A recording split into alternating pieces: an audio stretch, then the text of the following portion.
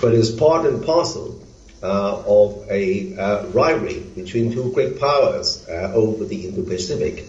The United States wants to maintain its hegemony in that area and has long installed so-called first island chain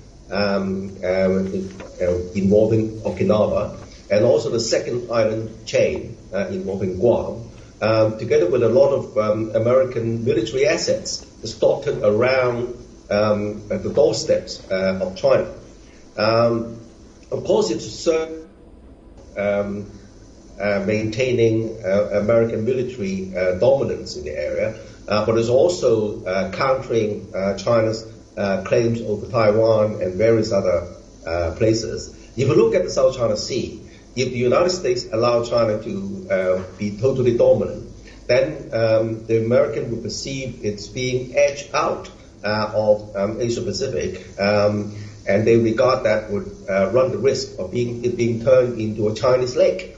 But that's from the Americans' perspective. From China's perspective, of course, the South China Sea is not just territorial rights, but it's also a conduit of China's economic lifeblood for its international trade and transport of energy.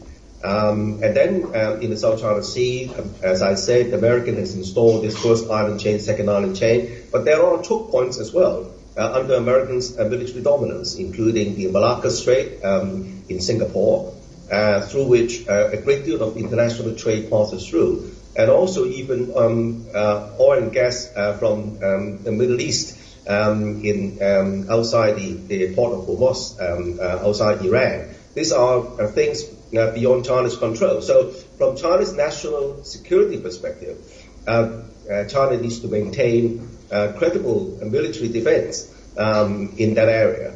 So I think that this is, and as for China's neighbors, most of them depend on China as their largest trading partner.